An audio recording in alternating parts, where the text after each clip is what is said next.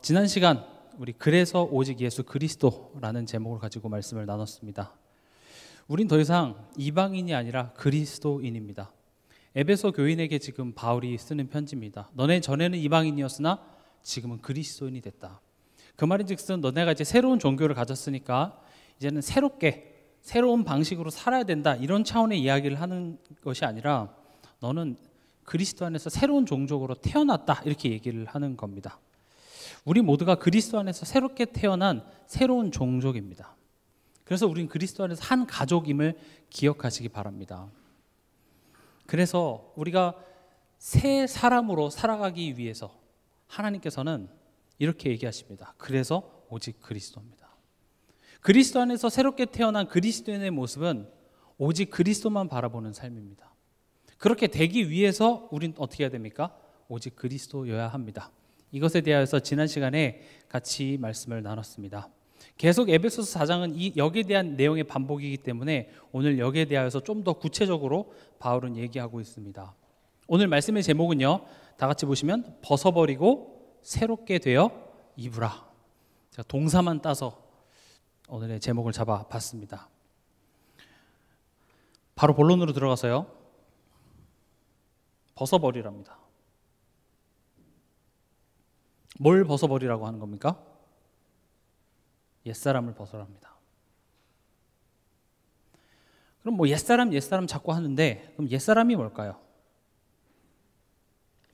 로마서 6장 6절에 보면 이렇게 되어 있습니다. 우리가 알거니와 우리의 옛사람이 예수와 함께 십자가에 못 박힌 것은 죄의 몸이 죽어 다시는 우리가 죄에게 종노릇하지 아니하려. 아멘이. 아멘이죠. 우리의 옛사람은 무엇을 의미합니까? 우리의 죄인의 신분을 의미합니다. 우리의 죄인의 신분은 로마서 6장 6절이 지금 뭐라고 얘기합니까? 죄인 되었던 우리가 예수와 함께 십자가에 못 박혀서 이제 아담 안에 있었던 나는 죽고 그리스도 안에 새로운 사람으로 우리가 다시 태어났다고 얘기를 합니다. 그럼 우리가 이제 질문을 할 수 있어요. 그럼 죄인 된 나는 죽은 것인데 뭘 또 벗으래요? 그렇죠? 벗고 말 것도 없잖아요. 죽었는데 뭘 벗어요? 근데 오늘 여기서 벗어버리라고 얘기한 것은 지금 옛사람이라는 단어가 같지만 의미하는 바가 조금 달라요.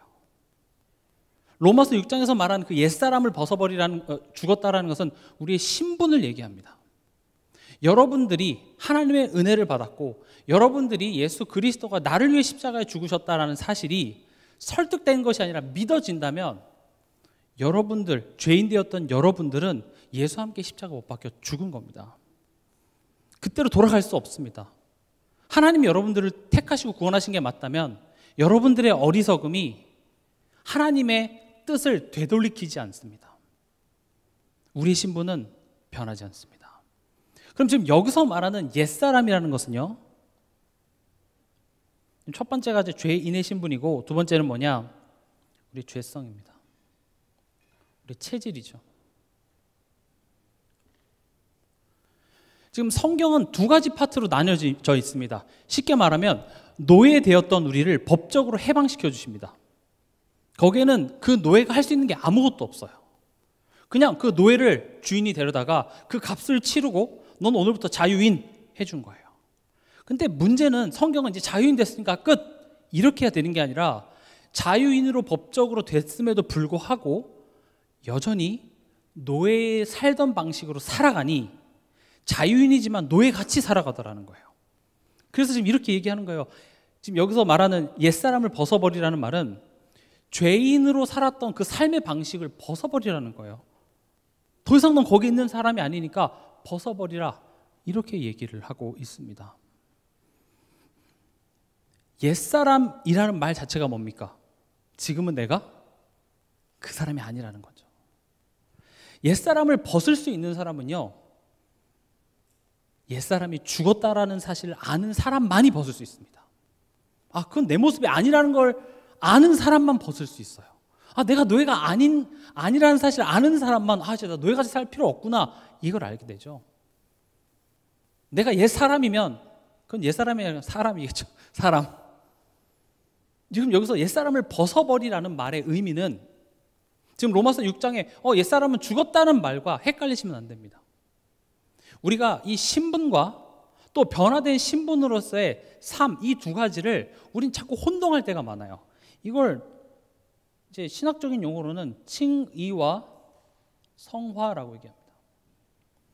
여러분들이 이게 단어가 어렵다고 그냥 몰라 쉬운 거 알려줘 자꾸 그렇게 하면 안 됩니다. 아셔야 돼요. 왜냐 이게 되게 중요한 교리교의 핵심이기 때문에 그래요. 성경은 이 두 가지를 계속 강조하고 있습니다. 어찌 보면 칭의에 대하여서는 우리 인간이 할 수 있는 것이 아무것도 없습니다. 우리가 뭘 어떻게 하겠습니까?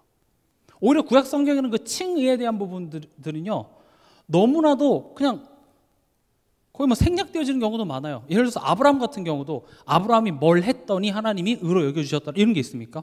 없어요. 하나님의 자녀로 하나님을 택해서 시작이 돼요. 그러니까 이 칭의는 뭐라고 여러분들이 보시면 되냐면요, 신분의 변화입니다. 칭의, 의롭다 칭해 주신 겁니다. 의롭다고 선포한 겁니다. 이제부터 얘는 더 이상 노예가 아니야. 이제부터 얘 죄에 대한 대가를 내가 다 지불했으니 더 이상 얘는 죄인이 아니야 라고 하나님께서 공포해 주신 겁니다. 그래서 우리 신분이 변화했어요. 근데 성경은 그렇게 우리가 의롭다 여겨주시고 끝이 나는 것이 아니라 이제 여기를 데려갑니다. 사실 아브라함의 인생, 이삭의 인생, 야곱의 인생을 보면 이 부분들이 성경은 더 많이 할애하고 있어요. 분명히 하나님의 자녀인데, 약속의 백성인데 내가 널 복이 되게 하겠다고 하나님께서 그 어떤 이유 없이 무조건적인 은혜로 그 사람을 택했는데 그들의 삶엔 어떻게 하죠? 자꾸 옛사람을 입더라는 거죠. 하나님 모르는 사람처럼 돌아가더라는 거죠. 자꾸 죄를 짓더라는 겁니다. 그래서 그 한 사람을 하나님께서 어떻게 만들어 가시는지에 대한 내용이 사실 창세기입니다. 엊그저께 금요 치유전도학교 때 드디어 이제 창세기 50장이 마무리가 됐습니다. 제가 그때 막 여러 가지 말을 하느라 이제 정리를 좀 잘 못했는데 사실 그 요셉의 그 마지막 말이 이 창세기 전체의 결론이에요. 나는 이제 죽었고 이제 앞으로 하나님께서 너희를 보호하시고 이끌어내서 하나님께서 이루시겠다는 겁니다. 인간이 하나님을 떠나 죄인된 우리를 하나님께서 택하시고 이끌어내서 완성하시는 것, 그것이 우리 신앙의 여정이에요. 근데 우리가 이 칭의와 성화를 자꾸 혼동해요. 구원 받았으면 끝난 거야. 지금 성화에 대해서 얘기를 하는데, 야 행위로 구원받냐? 믿음으로 구원받지? 지금 우리 칭의 얘기하는 거 아니에요. 심지어 우리가 의롭게 된 것도 나의 믿음의 실력으로 된 것이 아니라 하나님이 나를 사랑하셨다는 증거로 내게 그 믿음이라는 것이 은혜로 선물로 와진 겁니다. 그래서 여러분들이 믿지 못하는 불신자들과 논쟁할 필요가 없어요. 왜냐? 못 믿는 게 사실은 당연한 거고 믿어지는 내가 기적이에요. 내가 하루 종일 불평하고 원망하고 불신앙해도 그리스도가 믿어지잖아요. 그렇죠? 은혜예요. 여러분들 그리스도 믿었더니 엄청난 응답이 있었습니까? 없었죠. 예수 그리스도 얘기하고 하는데 하늘에서 막 새똥이 떨어지고 안 좋은 일이 많은데도 우린 여전히 그 사실에 변함이 없어요. 왜냐? 이건 우리의 실력이 아니에요. 하나님의 은혜이기 때문에 그렇습니다. 그런데 지금 성경은 우리가 받은 그 은혜의 구원이 얼마나 큰지, 그게 얼마나 정말 감동적이고 감사하지 않을 수 없는 내용인지를 우리로 계속 알게 하시죠. 그러니까 우리 삶 속에서 자꾸 옛날의 방식으로 살아가고 있으니까 하나님께서는 지금 이 부분들을 계속 간섭하셔서 우리를 깨닫게 하시는 겁니다. 쉽게 얘기해서요, 어떤 사람이 아까 제가 노예 얘기를 했는데 노예를 해방시켜 줄 수는 있어요. 근데 그 노예가 자유의 신분이 됐지만 여전히 노예같이 살아가요. 그럼 노예같이 살아가는 사람을 주인이 억지로 자유인처럼 살게 만들 수는 없어요. 그럼 어떻게 해야 되죠? 내가 자유인이 됐다는 것을 그 스스로 깨달아야 자유인으로서 누림이 있는 거잖아요. 마찬가지입니다. 우리가 하나님의 자녀가 됐지만 그게 어떤 것인지 모르면 우리는 항상 감사할 수 없어요. 기뻐할 수 없어요. 그러니까 성경이 항상 기뻐하라, 쉬지 말고 기도하라, 범사에 감사하라, 이런 말들이 우리에게 굉장히 부담스럽게 다가와요. 왜요? 하나님 내게 기쁜 일을 주세요. 그럼 내가 기뻐할게요. 근데 성경은 이미 너에게 그 기쁨의 근원이 지금 너에게 있지 않아? 감사의 근원이 지금 너와 함께하고 있지 않아? 근데 모르죠. 안 기뻐요. 기쁜 일을 주세요. 하나님을 대신할 만한 것들을 주시는 하나님이라면 제가 그 하나님을 기뻐할게요 라고 얘기하지, 우린 그 실력이 되지 않습니다. 근데 그런 우리의 삶 속에 하나님께서는 개입하셔서 우리로 하여금 그 가치를 아는 수준에 이를 때까지 우리를 포기하지 않으시고 끝까지 인도해 내시겠다라는 것입니다. 그래서 우리가 믿음으로 구원받고 믿음으로 산다라는 말을 어떤 식으로 자꾸 해석하냐면, 어떤 행위가 필요 없다고 해서 그냥 믿기만 하고 가만히 있으면 되지 이렇게 생각하는데, 성경이 말하는 이 믿음이라는 것 자체가 내가 그냥 머리로만 이해하고 있는 것이 아니라 전인격적인 것입니다. 전인격적이라는 건 뭐죠? 내 머리로 아는 것과 마음으로 믿는 것과 내 삶에 실천하는 것, 이것이 다 합쳐진 것이 온전한 믿음이에요. 그러나 우리는 이게 아직 안 돼요. 그래서 하나님께서 이것을 이뤄나가시겠다는 겁니다.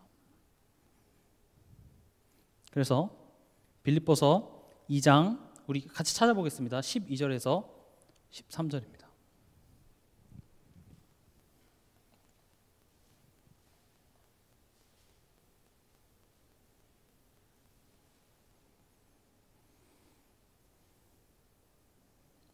같이 읽겠습니다. 12절 13절.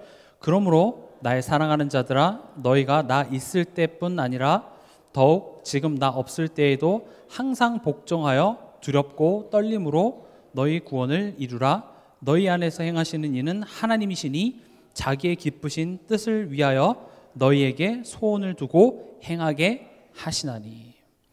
지금 이 12절을 보면 조금 의아한 구절이 있습니다. 구원을 이루래요.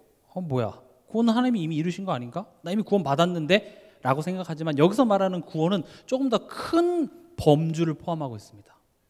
우리가 의롭다 칭함받고 우리 죄 문제가 해결된 그 구원만을 얘기하는 것이 아니라, 그것을 우리가 진짜로 알아서 그 안에서 하나님의 사람으로, 하나님으로 기뻐하는 한 사람으로 삶이 변화되는 것까지를 지금 구원을 이루라라고 얘기를 하고 있는 거죠.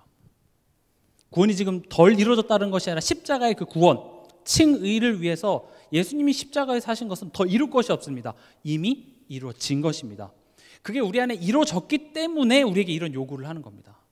하나님의 자녀가 됐기 때문에 그것을 얘기할 수 있겠죠. 아까 제가 앞서 말씀드렸던 것처럼 노예한테 노예 생활을 버리라는 것은 불가능해요. 이제 너가 자유인이 됐기 때문에 노예 생활에서 벗어나라고 얘기하는 거죠. 너가 지금 자유인이지만 너가 자유인으로서 완전한 그 삶을 지금 누리지 못하고 있으니 옛 것을 벗어버리라고 얘기합니다. 지금 여기서 뭔가 벗어라, 행위, 삶 얘기하니까 윤리, 도덕, 율법 이런 걸 잘 지키라는 차원이 아니라 하나님과의 관계적인 측면에서 얘기해요. 뒤에서도 말씀드리겠지만 우리가 항상 죄를 이해할 때 뭘 해라, 하지 말라, 뭘 지키라, 지키지 말라, 그런 개념에서 죄를 항상 이해해서 우리가 오해하기 쉬운데, 죄는 하나님과의 관계적인 측면이에요. 관계, 이 사람과 저와의 그 관계가 좋다 나쁘다는 뭐로 판가름되냐? 신뢰입니다. 믿음이에요. 내가 그 하나님 진짜 믿냐? 못 믿냐? 신뢰하냐? 신뢰하지 못하냐? 그게 관계가 회복됐냐? 안 회복됐냐예요. 근데 우리는 나 예수 믿어, 나 하나님 자녀야, 예수 그리스도, 모든 문제 끝, 이런 내용들을 우리가 머리로 아는 것으로 하나님과의 관계가 되게 돈독하다고 생각하지만, 실제로 우리 삶 속에서 하나님께서는 계속 너희가 지금 날 못 믿고 있어를 뭘로 자꾸 알게 하시냐? 염려하지 말라로 알게 하세요. 걱정하지 마, 두려워하지 마. 이걸 왜 얘기하죠? 우리가 염려 안 할 수 있나요? 자꾸 염려해요. 지금 네가 자꾸 염려한다라는 것은 뭐 한 증거예요? 사실은 너가 나를 신뢰하지 못한 까닭이야. 너와 지금 나의 관계가, 내가 지금 그리스도로 말미암아 너를 자녀 삼았지만 나를 아버지로 누리지 못하고 있어서 너가 지금 힘들어하고 있는 거야.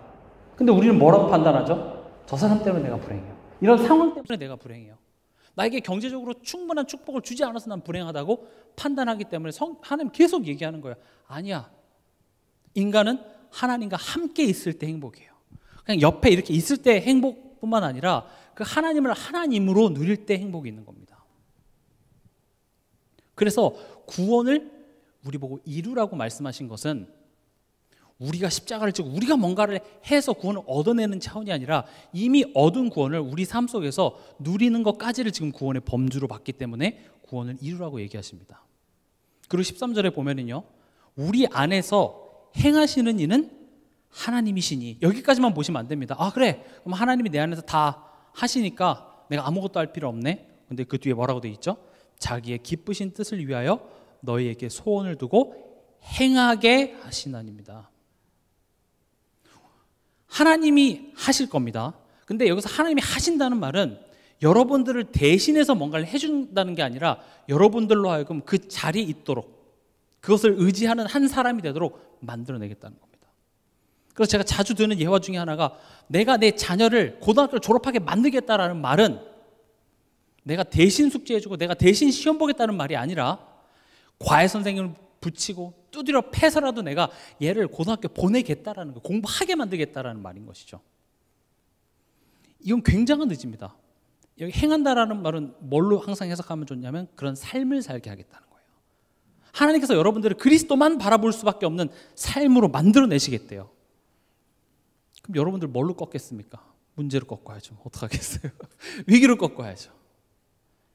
그래서 우리 삶 속에 없었으면 좋겠으나 때론 어려움이, 갈등이 찾아옵니다. 그러나 그것은 다 사단이 날 힘들게 하는 차원이 아니라 하나님께서 지금 우리 안에서 소원을 두고 우리로 하여금 우리가 수동적으로 끌려가는 것이 아니라 적극적으로 하나님을 능동적으로 바라보는 한 사람으로 만들기 위해서 허락하신 사건이란 겁니다. 그게 아브라함, 이삭, 야곱의 생애에서 볼 수 있습니다. 그 어려움들, 그 힘듦, 질병, 경제적인 문제, 부부간의 갈등, 자녀의 문제, 우리가 굉장히 좀 오해하는 것 중에 하나가 그 불신자 상태라는 단어가 되게 우리에게 주는 오해가 많습니다. 불신자 상태 뭐죠? 마귀의 자녀, 우상 숭배, 정신 문제, 육신 문제, 그러다 지옥 가서 그 문제가 후대까지 전달된다. 맞아요. 하나님 떠난 인간의 삶에 어떻게 보면 청사진이 될 수 있겠죠.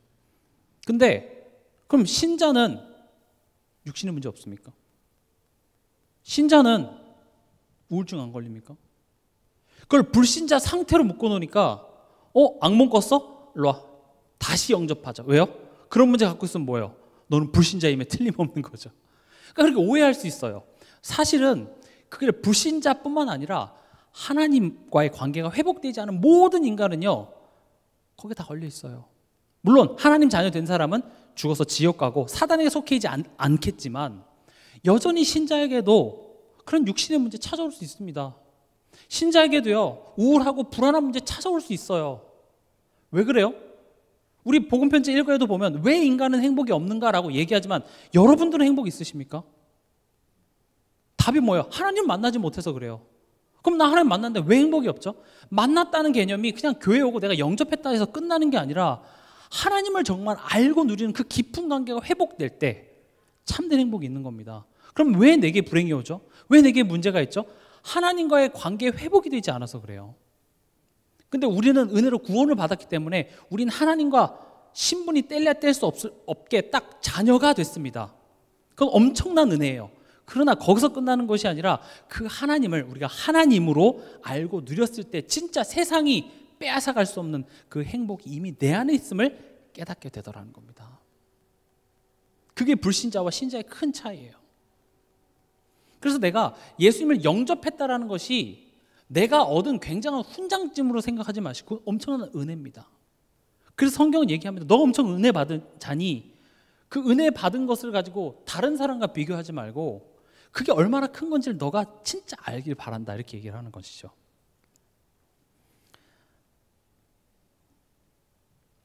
지금 뭐라고 얘기합니까? 벗으라, 이렇게 얘기합니다. 벗겨질 것이다 라고 얘기하지 않고 벗으라, 이렇게 얘기합니다. 벗으라는 건 무슨 말이죠? 우리의 의지이자 실천입니다. 보세요. 이따 뒤에서도 새롭게 되어, 이거는요 우리가 하는 게 아닙니다. 새롭게 되어짐을 당하는 거죠. 수동태죠. 근데 이것은 벗으라고 얘기를 합니다. 바울은 이런 부분에 있어서 대충 말 되는 대로 하는 게 아니라 되게 정확하게 얘기를 해요. 벗으라고 얘기합니다. 우리 보고 하라고 하는 거예요. 왜요? 벗을 수 있기 때문에 그래요. 벗을 수 없는 사람한테 그거 벗어 못합니다. 너 그 지방 벗어. 못 벗어요. 그 지방을 어떻게 벗어요? 근데 그 겨울옷 벗어 이건 할 수 있죠. 지방은 우리가 벗을 수가 없어요. 근데 지금 옛사람을 벗어버리라는 말은 우리가 벗을 수 있고 또 우리가 입을 필요 없는 걸 자꾸 입고 있다라는 것을 전제로 하고 있어요. 자꾸 우리가 옛 것을 입고 있다라는 거죠. 근데 우리는 뭐라고 얘기합니까? 벗겨주세요 하나님. 새 것을 입혀주세요. 벗겨주세요. 벗겨줄 수 있죠. 애기들은요. 입혀줄 수 있어요. 아이들은요. 근데 요한이가 와서 박장님한테 벗겨주세요. 징그럽죠. 등짝 맞겠죠. 저 큰 애가 엄마 벗겨줘. 이럴 수는 없죠. 지금 벗어, 입어 명령이 아니라 인격적으로 우리가 그걸 입을 필요 없다라는 사실을 알고 우리가 스스로 벗도록 지금 하는 것입니다. 그럼 보세요. 지금 그 옛사람을 뭘로 표현하고 있냐? 너희는 유혹의 욕심을 따라 썩어져가는 구습을 따르는 옛사람 이렇게 되어 있습니다. 따른다는 게 내가 막 자발적으로 즐거워서 따르는 게 아니라 여기 종노릇하고 있다는 것이고요. 무엇을 따른다고 되어 있습니까? 유혹의 욕심과 썩어져가는 구습입니다. 구습이 뭐죠? 구습은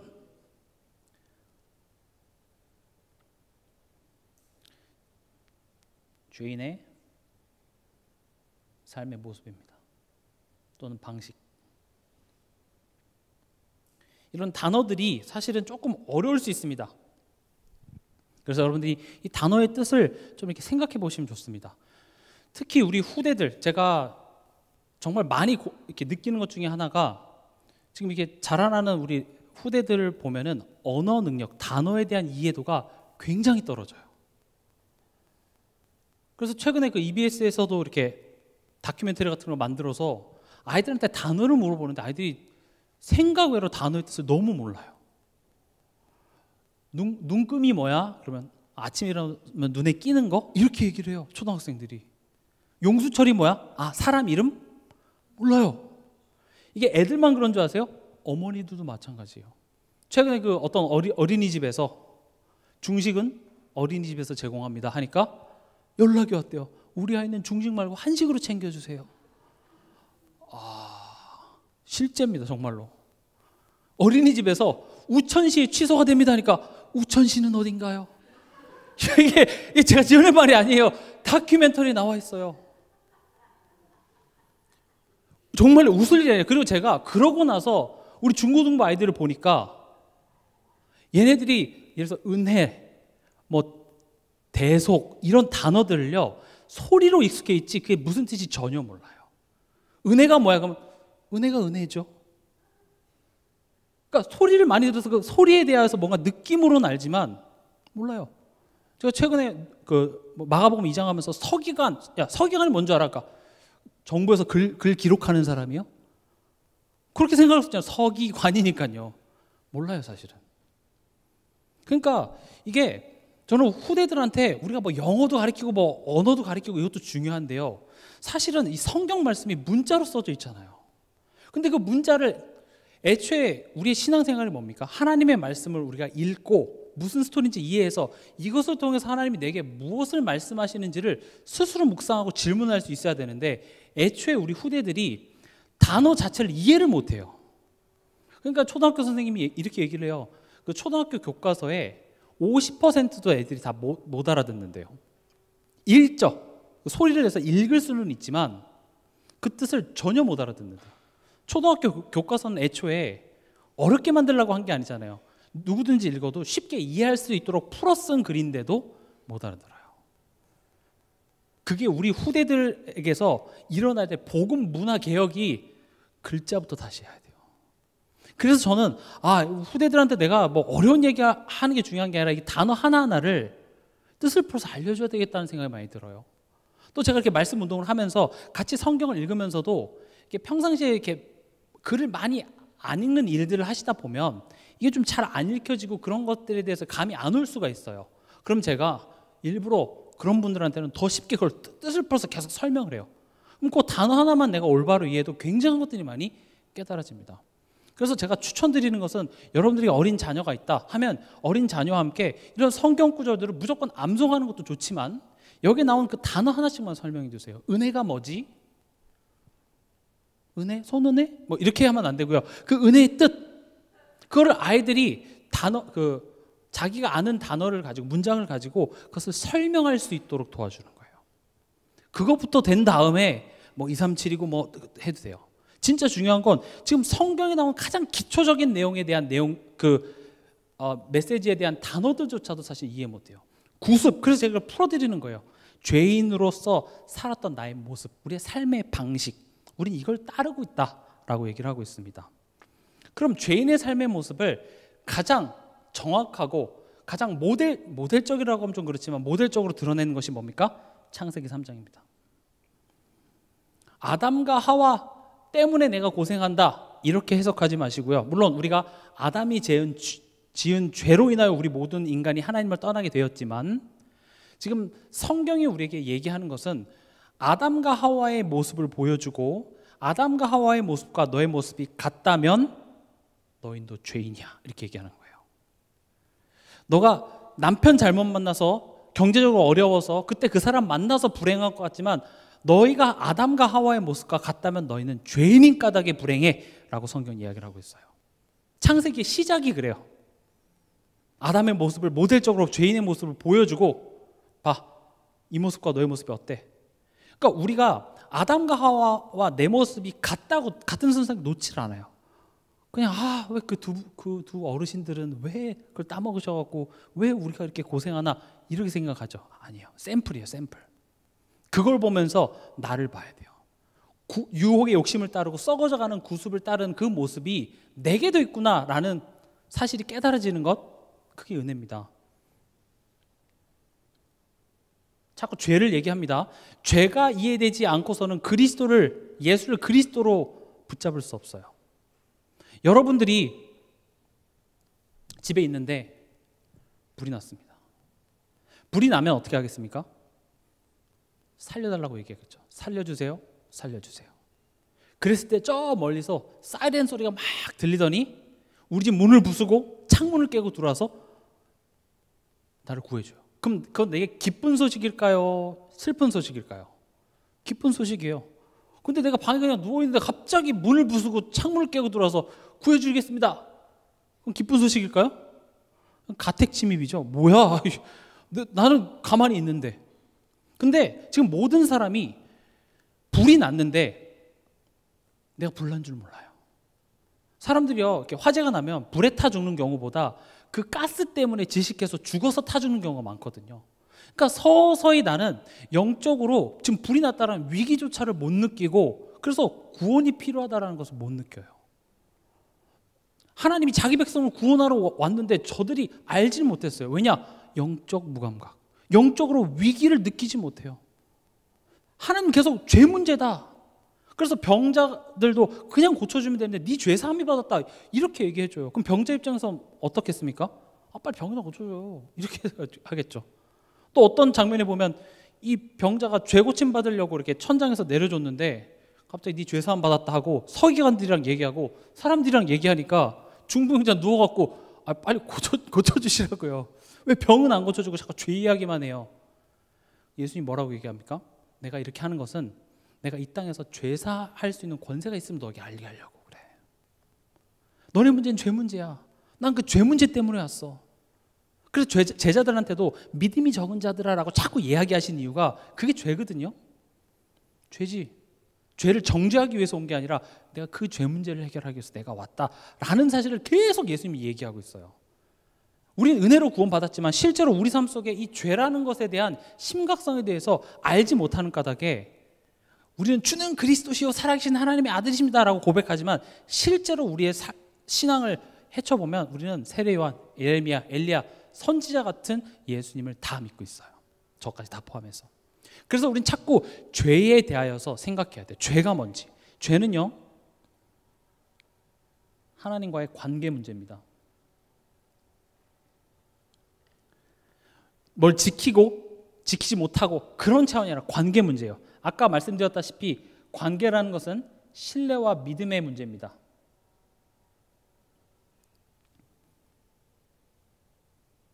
그럼 죄는 어디서부터 시작됐죠? 옛뱀 곧 마귀, 사단이 하와에게 찾아옵니다. 창세기 3장에 보면 사단이 하와한테 뭘 하죠? 거짓말을 합니다. 어떤 거짓말을 하던가요? 어떤 거짓말을 하죠? 10,000원만 빌려줘봐. 내가 내일 갚을게. 그리고 안 갚아요. 그런 거짓말을 합니까? 사단이 하나님에 대한 거짓말을 합니다. 하나님에 대해 거짓말을 해요. 지금 죄가 뭐라 그랬죠? 하나님에 대한 신뢰가 깨지고 하나님에 대한 믿음이 깨지는, 관계가 단절되는 게 죄예요. 사단이 하는 일은요, 죄를 짓게 해요. 그래서 사단이 하와에게 와서 뭘 합니까? 하나님에 대하여 거짓말을 합니다. 어떻게 해요? 하나님이 사실은 이걸 먹으면 너희도 하나님과 같이 될까봐 너희를 못 먹게 하시는 거야. 사실 먹으면 죽는 열매가 아니라 너네가 하나님처럼 될 수 있는 열매라고 말하면서 하나님에 대한 거짓말을 한 거예요. 그럼 여기서 되게 중요한 것이 죄의 시점입니다. 이거 여러분들 꼭 기억하세요. 언제 죄를 딱 짓기 시작했죠? 죄를 지은 시점이 언제입니까? 이거 물어보면 참 대답들이 다양해요. 선악과를 먹었을 때? 그럼 먹었다는 게 뭐지? 입에 대면? 혀로 핥으면? 한 번 씹으면? 한 번 씹었다가 다시 뱉으면 죄가 무효되나요? 그러니까 대부분 사람들은 그것을 내가 규칙을 어긴 그 순간을 죄라고 판단을 해요. 그러나 죄의 시점은요, 죄가 아까 뭐라 그랬죠? 하나님과의 관계 문제예요. 그래서 따먹기 전에 벌써 하와는 마음속으로 뭐야, 진짜? 하나님을 의심하는 그 순간부터 벌써 죄는 시작된 겁니다. 그때가 죄를 저었어요. 보세요. 그랬기 때문에 어떤 죄의 열매가 맺혀졌죠? 따먹기 전입니다. 아직 안 따먹었어요. 안 따먹었는데 벌써 관점이 변합니다. 몇 초 전만 해도 저건 먹으면 죽는 나무예요. 근데 하나님에 대한 불신이 들어오자마자 저게 나를 행복하게 해줄 수 있는 열매인 거예요. 야, 저거 먹으면 굉장히 기쁠 것 같은데? 저거 먹으면 되게 행복할 것 같은데? 저게 없어서 내 인생이 불행했었구나 라면서 내 삶에 새로운 목적이 생겨버려요. 먹으면 죽는 나무에서 저거 먹으면 행복한 나무. 이거 우리 삶 속에서도 계속 일어나고 있는 거예요. 우리가 돈이 필요 없다는 것이 아니라 돈 하는 것 자체가 사실은 우리는 하나님과의 관계 속에 하나님이 나의 행복이고 하나님과 함께 살 때 행복이 있는데 하나님에 대한 불신이 들어왔기 때문에 지금 내가 현실을 바라볼 때 돈 이렇게 되는 거예요.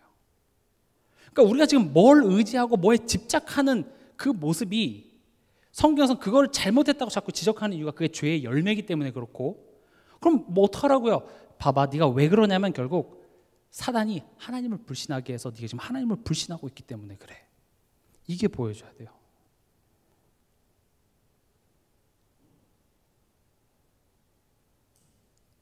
그래서 결국 어떻게 합니까? 이미 머릿속으로 하나님에 대한 불신이 일어났고 그 상황에 대해서 내 시각이 딱 바뀌자마자 말씀을 그렇게 딱 먹고 자기 남편에게도 주는 일이 벌어지죠. 여러분들 이번 한 주간 이 아담과 창세기 3장의 스토리를 보면서 이거 나네 이렇게 보여지시기 바랍니다. 그게 보여지지 않으면요, 복음은 나와 상관없게 들릴 거예요. 내가 죄인이구나. 그런 나를 위해서 예수께서 이 땅에 오셔서 십자가에 죽으셔야만 했다라는 사실이 여러분들이 진짜 깨달아지는 것이 은혜예요. 안 깨달아지잖아요? 그럼 여러분들 그걸 깨달아지게 해달라고 기도하세요. 그게 우리가 기도해야 될 거예요. 하나님, 내 마음의 눈을 여사 내가 얼마나 벌레반도 못하고 내가 진짜 이 죄밖에 짓지 못하는 답 없는 나임을 깨닫게 하시고, 그런 나를 무조건적인 하나님의 은혜와 사랑으로 사랑하사 나를 자녀 삼아주신 그 하나님의 은혜가 내게 큰 기쁨으로 깨달아지도록 하나님 내 마음과 생각을 움직여 주시옵소서. 이따 뒤에서도 말씀드리겠지만 믿음은 내가 열심히 해서 얻어내는 차원이 아니라 하나님이 우리에게 주시는 겁니다. 안 믿으시죠? 그럼 하나님께 믿음 달라고 가세요. 믿음을 주시옵소서. 믿음을 주시옵소서. 우리는 현실의 눈에 보이는 것, 우리의 상황들이 어떻게든지 사단은 믿지 못하는 곳으로 간다니까요. 누구를 믿지 못해요? 하나님을 믿지 못하게 해요. 또 우리 체질 자체가 애초에 태어나기를 본성으로부터 하나님을 대적하는 본성으로 우리는 태어났기 때문에 우리 힘으로 뭔가를 막 이렇게 열심히 해서 믿어지는 게 안 됩니다. 그래서 그 믿음을 주시는 이 누구를 바라봐야 돼요? 예수를 바라봐야 돼요. 근데 우리는 안 믿어지니까 더 예수님을 멀어지죠. 그래서 악순환이 계속되는 거예요. 못 믿으니까 하나님 믿게 하시려고 문제를 허락하시는데 힘드니까 더 우리는 예수님으로 멀어지죠. 그럼 더 예수님께 가야 되는 겁니다. 그리고 어떻게 됩니까? 재밌는 게 하나님의 음성이 들렸을 때 인간은 숨습니다. 또 하나님의 낯을 피합니다. 이게 뭘 얘기하죠? 관계에 문제가 생겼다는 것을 의미합니다. 여러분들도 이렇게 길을 가다가 내가 좀 불편한 사람 만나면 어떻게 해요? 어이구 이렇게 돌아가죠? 나랑 좀 껄끄러운 사람 직장에서 만나다가 이렇게 화장실에 가다가 그 사람 있는 것 같으면 어이구 이따 가야지, 아래층 가야지, 이렇게 된다고요. 뭔가 관계에 있어서 문제가 생기면 그 사람의 소리만 들려도 그 사람의 낯을 피하게 돼 있어요. 아담과 하와가 지금 하나님의 음성이 들리자 그걸 피하게 됐습니다. 그게 인간의 모습이에요. 그래서 여러분들이 예배 자리에 나오기 힘든 이유가 이거예요. 기도하는 게 여간 새삼스러운 게 여기라고요. 우린 예배 못 나온 이유가 여러 가지가 있죠. 근데 사실은 우리가 예배 자리에 내가 결론적으로 나올 수 없다라는 것은 지금 내가 하나님과의 관계가 원활하지 않다라는 것을 보여주는 겁니다. 그러니까 성경은 주의를 거룩히 여겨라 라는 말 자체가 그거 안 지키면 지옥이다 이런 차원이 아니라 그런 삶 속에 죄의 열매들을 딱 보여주면서 그 죄 열매가 나왔다라는 것은 뭐라는 증거예요? 지금 너 하나님과의 관계 다시 점검해. 근데 우린 그 하나님과의 관계가 지금 문제가 생겨서 그랬다고 인지를 못하고요. 그냥 저 사람 때문에 이런 상황 때문에라고 뭔가 이 상황에 대해서 나름대로 이유를 가지고 내가 그걸 자꾸 해결하려고 해요. 그게 뭐예요? 아담과 하와가 내가 벗었으므로 두려워하여서 숨었대요. 그게 무슨 말이에요? 선악과를 딱 먹는 순간 갑자기 내 옷이 팍 터졌어요. 먹는 순간 쫙 찢어졌어요. 어머나 이러면 숨어야 되죠. 원래 벗고 있었잖아요. 원래 벗고 있었는데 먹었는데 두려워서 부끄러워서 숨었다. 이게 말이 안 되는 거예요. 횡설수설하는 거예요. 그러니까 애초에 관계 문제라는 걸 몰랐어요. 그래서 지금 사단이 하와를 공격했을 때 하와가 뭐라고 대답을 하냐? 먹지도 말고 만지지도 말라 이렇게 얘기를 해요. 먹지도 말라 만지지도 말라 그럼 너희가 죽을까 하노라 이렇게 얘기했다고 얘기를 하죠. 하나님 만지지 말라 그랬습니까? 그러니까 이게 하와가 죄를 지키고 안 지키고의 개념으로 죄를 이해했어요. 그런데 하나님은 이걸 지키고 안 지키고의 개념이 아니라 관계예요. 이해가 되십니까? 우리가 신앙생활에 있어서도 죄를 지키고 안 지키고 여기에 이해하고 율법주의에 빠지게 됩니다. 다른 사람을 정죄하는 것에 빠지게 됩니다. 그러나 죄라는 것은 하나님과의 관계의 문제로 이해가 될 때 신앙생활 색깔 자체가 달라져요. 복음 안에서 살리는 겁니다 하지만 정작 문제가 생기고 어려운 일이 생기면 다 정죄해요. 왜냐? 내가 이해하는 죄는 뭐예요? 지키고 안 지키고요. 나는 잘 지켰고 나는 예배 안 빠졌고 나는 거룩한 생활을 했고 잘하셨습니다. 그러나 그걸 잘 지킴으로 인해서 하나님이 내게 상 주시는 것이 아니라 내가 하나님과의 관계를 누려서 내가 그런 것들에 의지할 필요 없게 됐기 때문에 일어나는 열매라는 사실을 모르게 되면 그것이 나의 자랑이 되고 자랑이 된 사람은 반드시 자기보다 못한 사람을 비판하게 되어 있습니다. 그래서 여러분들이 죄를 올바로 이해해야 돼요. 죄는 지키고 안 지키고가 아닙니다. 그래서 그건 저를 죄의 열매라고 말씀드렸어요. 내가 하나님과의 관계가 원만하지 않을 때 일어나는 열매들이에요. 비도덕적이고 비윤리적인 행동을 하는 것 자체가 죄다 아니다를 따지기 이전에 그 사람이 그렇게까지 갈 수밖에 없는 것은 사실은 하나님과의 관계에 굉장한 지금 문제가 있기 때문에 지금 그렇게 됐다라는 사실을 우리가 이해하지 않고서는 그 사람에게 그리스도가 필요하다고 인정이 안 돼요. 정죄가 돼요. 어떻게 권사가, 어떻게 집사가, 어떻게 장로가, 어떻게 목사가 저럴 수 있어요라는 비난의 화살이 가지 그리스도가 필요한 문제라고 우리가 안 봐진다고요. 물론 그거 한 사람은 아까 우리 칭의와 성화 얘기하듯이 난 구원받았으니까 다 됐어. 그건 그 사람이 잘못 깨닫고 있는 거예요. 우리의 신앙생활을 계속 내가 의롭다 함을 받았지만 매 순간 내가 하나님을 의지하지 못해서 죄의 열매가 가득한 걸 보면서 내가 좀 잘못됐다라는 걸 자꾸 의지하고, 그 우리 힘으로 해결할 수 있습니까? 못해요. 그래서 자꾸 그리스도를 자꾸 의지하는, 그걸 보고 회개라고 얘기해요. 그리스도께로 자꾸 내 삶을 돌리는 것. 다시 말씀드리지만 죄에 대하여서 인지하지 못하면 우리는 예수를 붙잡는 것 같지만 그리스도 대신 예수를 붙잡는 게 아니라 세례 요한, 엘리야, 선지자 중에 하나의 예수님을 붙잡게 돼요. 그래서 저는 자꾸 죄에 대해서 강조를 하는 겁니다. 왜냐? 그래야 진짜 그리스도를 붙잡게 됩니다. 그리스도가 필요한 내 자녀, 그리스도가 필요한 나의 현장으로 보여져요. 왜냐? 죄에 대해서 이해가 안 되면 죄를 짓게 하는, 사단이 하는 일이 뭐예요? 죄를 짓게 한다고요. 근데 죄가 이해가 안 되니까 날 힘들게 하는 모든 게 다 사단이야. 남편 눈 보면서 저건 사단이네 하면서 남편을 꺾고 있고, 그런 일들이 왜 벌어지냐는 거죠. 죄에 대해서 이해를 못해서 그래요. 죄는 하나님과의 관계에 문제가 생긴 거예요. 내가 하나님을 불신하는 거예요. 사단이 지금 저 사람에게 사단 들려가지고 저 사람이 날 힘들게 하는 게 아니라 내가 지금 이 상황에 대해서 하나님을 불신한 결과 내가 염려하는 거예요. 그래서 진짜 성령께서 영적인 일을 분별하게 하시는 방법은 내가 사단에게 속고 있구나, 내가 죄를 지고 있구나, 내가 하나님을 믿지 못하고 있구나가 인정이 되는 게 첫 번째예요. 저는 그걸 굉장한 은혜라고 봅니다. 그 앞에서 우리가 할 수 있는 게 뭐가 있습니까? 없어요. 그리스도께 가야 돼요. 그래서 나도 십자가 앞에 더 가까이 나가야 돼요. 근데 십자가에 나갔더니 죄인 새끼 왜 왔어? 이렇게 합니까? 난 널 죄인이라 보지 않아.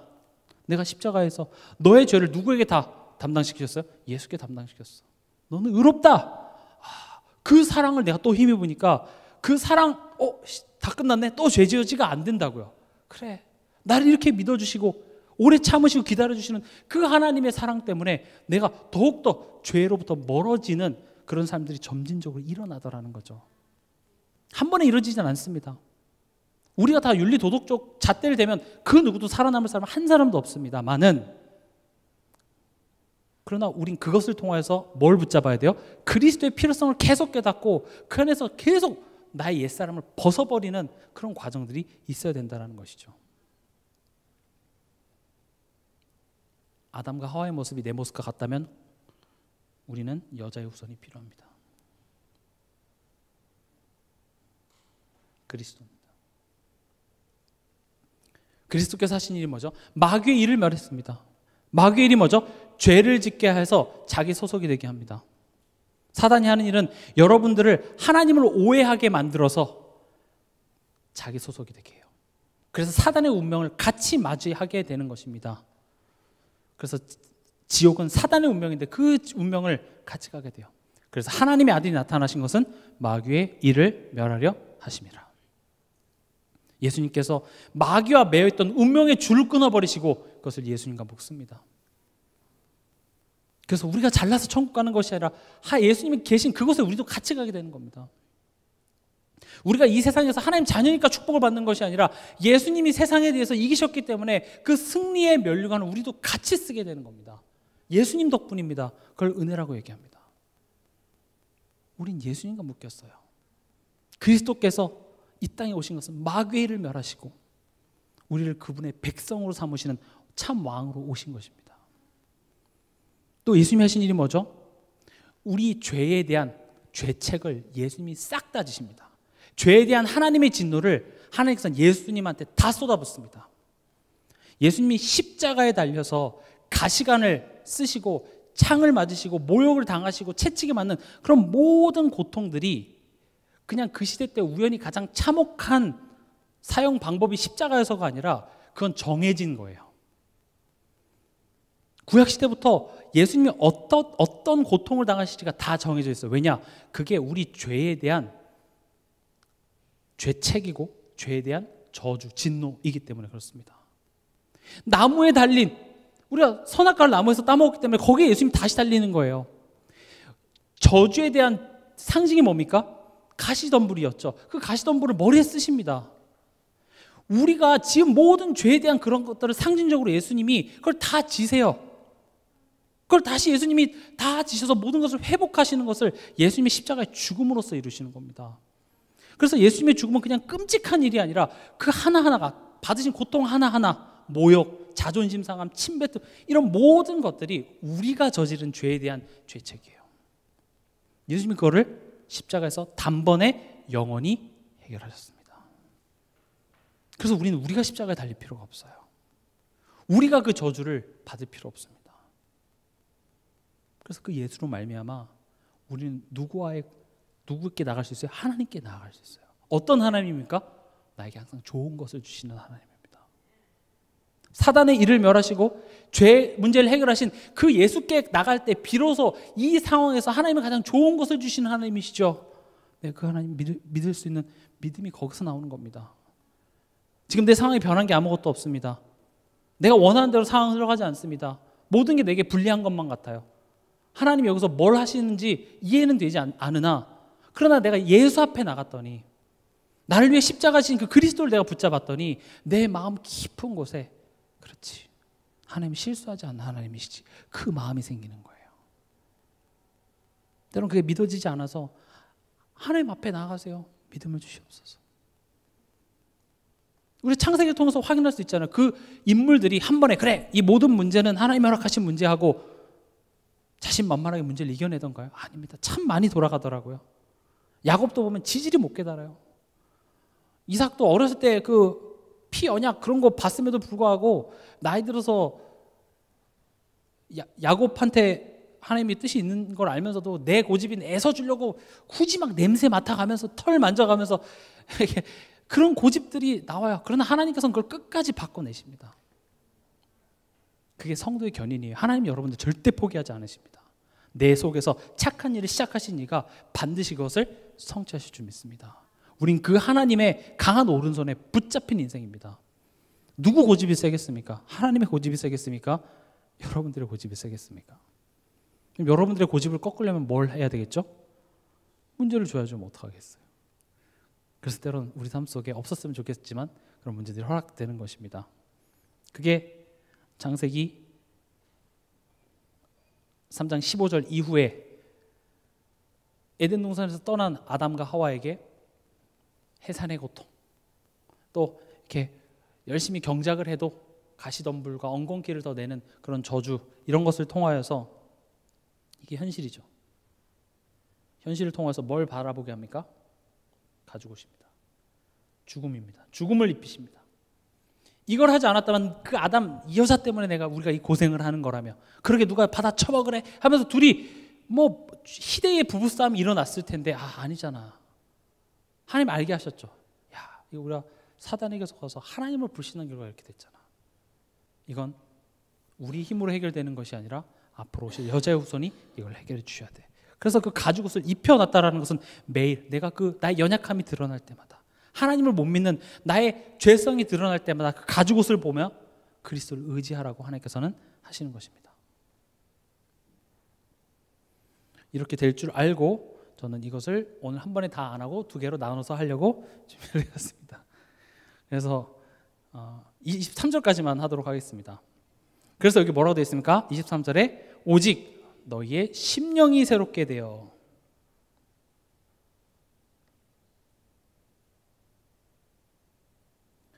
아까는 벗으라 할 때는 우리 보고 하라는 소리입니다. 근데 심령이 새롭게 되어는요, 이건 수동태입니다. 수동태라는 게 뭐죠? 내가 하는 게 아니라 그렇게 되어짐을 당하는 겁니다. 성경에서 수동태는요, 이렇게 해석하시면 거의 정확합니다. 성령의 역사.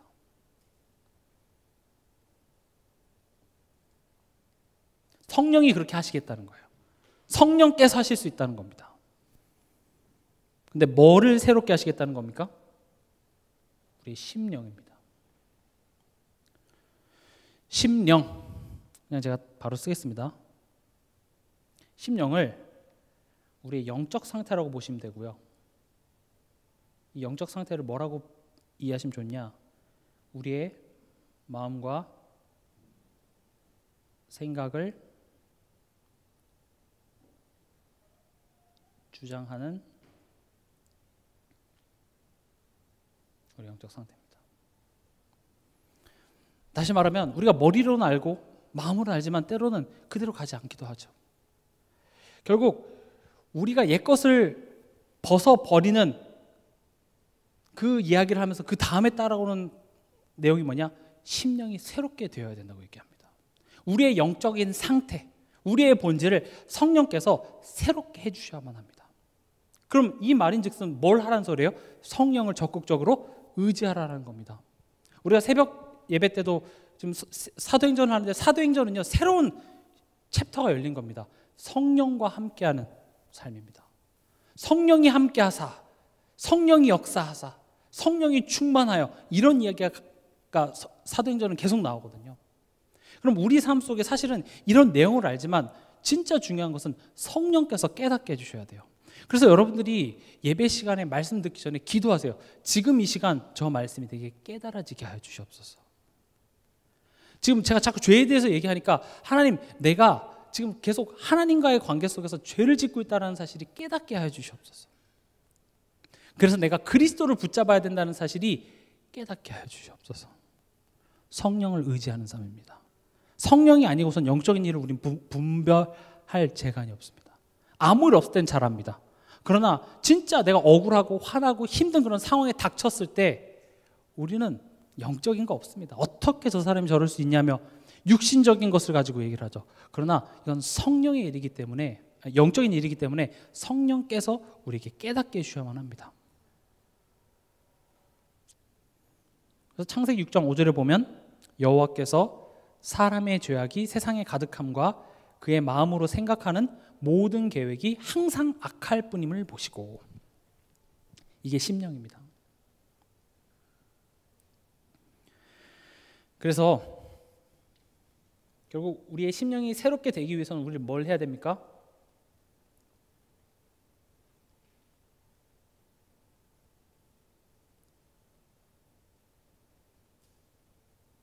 성령을 의지하는 삶을 살아야 됩니다. 거듭 말씀드리지만 의지하는 삶을 살기 위해서는 내게 먼저 그 필요성이 인정이 돼야 됩니다. 아, 성령께서 지금 나를 깨닫게 해주셔야 되는구나. 그리고 머리로만 아는 것이 아니라 실천입니다. 여러분들에게서 가장 좋은 실천은 예배입니다. 그리고 오늘 말씀의 제목은 순종입니다. 말씀의 순종. 우리가 사도행전에도 보면 그 빌립 집사가 사마리아 성에서 굉장한 역사가 일어난 다음에 성령께서 그 빌립 집사를 이끌어서 어디로 갑니까? 광야로 갑니다. 광야는 사람이 없는 곳을 뜻합니다. 그걸 왜 갈까요? 또 광야로 가서 저기서 오는 그 마차로 가게 하시고 성령께서 이끌어내세요. 근데 빌립 집사의 특징은 뭡니까? 그 성령의 인도에 순종했다라는 겁니다. 때론 그 말씀이 무슨 말인지 이해가 안 될 때가 있어요. 내 논리적으로는 안 될 것만 같아요. 그러나 지금 안 될 것 같아서 불순종하는 것은 결국 하나님을 의심하는 거가 되거든요. 그래서 때로는 내가 이해할 수 없을지라도 그 말씀에 내가 순종해보는 훈련, 이게 필요합니다. 왜냐? 우리의 체질 자체가 불순종이에요. 불순종은 그 불순종 자체가 문제라기보다는 애초에 왜 불순종을 하게 된 그 원인이 어디 있다고 얘기하는 거예요? 사단이 하나님을 불신하는 마음과 생각 집어넣어서 그것으로 말미암아 내가 하나님을 불신한 결과가 불순종이에요. 그래서 못 믿겠다가 나오는 거거든요. 그럼 그 영적인 내용들을 성령께서 알게 하시기 때문에 아, 난 그래서 성령의 도우심이 필요하구나. 그리고 그렇게 생각만 하지 마시고 벗어버리라는 것은 우리의 실천이고 우리의 행동이 필요합니다. 그래서 예배 자리에 오세요. 복음이면 다들 그런 이야기 하지 마시고 오세요. 기도하세요.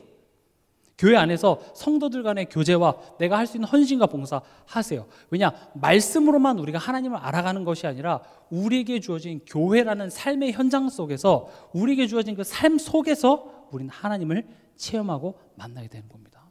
그래서 오늘의 결론, 문제 속에 계시는 하나님을 보시기 바랍니다. 문제 안에서 나를 인도하시는 하나님을 보시기 바랍니다. 반드시 거기 계십니다. 여러분들 이번 한 주간 갈등하고 있는 그 문제 속에 하나님 계십니다. 그럼 그 하나님과 대화하세요. 문제를 바라보지 마시고 그 문제 속에 딱 계셔서 내가 지금 왜 이걸 허락했냐면 그 하나님의 말씀에 여러분들 한번 귀 기울여 보시기 바랍니다. 그랬을 때 반드시 순종의 열매가 이번 한 주간 가득히 열릴 줄 믿습니다.